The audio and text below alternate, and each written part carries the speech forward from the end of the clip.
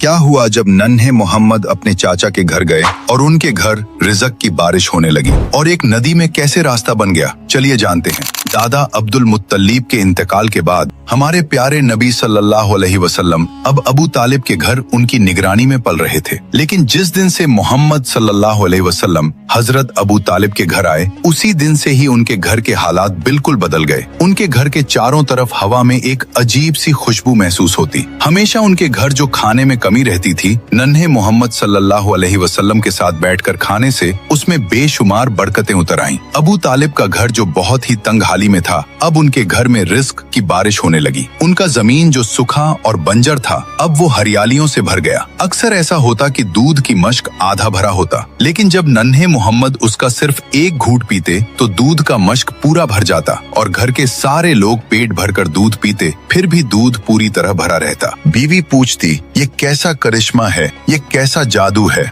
हजरत अबू तालिब बोले, ये कोई करिश्मा नहीं, ये मेरे भतीजे मोहम्मद की बरकत है। अबू तालिब जब बच्चों को मोहम्मद सल्लल्लाहु अलैहि वसल्लम के साथ खेलते देखते तो उनके दिल में एक अजीब सा सुकून का एहसास होता। वो अपने दिल ही दिल में कहते, ये बच्चा अजीब है, अल्लाह ताला इस बच्चे को किसी बड़े काम के लिए तैयार कर रहा है। वैसे तो दादा हजरत अब्दुल मुत्तलिब का साया उठ चुका था, लेकिन उनके इंतकाल से पहले की वसीयत पूरी हुई। अबू तालिब ने उस वक्त से हुजूर सल्लल्लाहु अलैहि वसल्लम को अपने बेटे की तरह पाला और उनके लिए अपना सब कुछ कुर्बान करने को तैयार थे। और इस तरह नन्हे मोहम्मद की परवरिश अबू तालिब के घर होती रही। जब आप सल्लल्लाहु अलैहि वसल्लम की उम्र 10 साल हुई तो आप अपने चाचा जुबैर के साथ यमन की तरफ सफर के लिए निकले। गर्म रेगिस्तान की हवाओं में काफिले के कदम धीरे धीरे यमन की तरफ बढ़ रहे थे, लेकिन रास्ते में एक अजीब वाकया हुआ। एक वादी में एक ऊंट लोगों को गुजरने से रोक रहा था। जब उस ऊंट ने आपको देखा तो अपना सीना जमीन पर रगड़ने लगा, तो आप अपने ऊंट से उतरकर उस ऊंट पर सवार हो गए और जब वादी के दूसरे तरफ पहुंचे तो आपने उस ऊंट को छोड़ दिया। जब आप काफिले के साथ सफर से वापस लौटे तो देखा कि वो वादी पानी से भर गया है। आपने काफिले वालों से कहा, सारे लोग मेरे पीछे पीछे आ जाओ। जब आपने उस वादी में अपना पहला कदम रखा,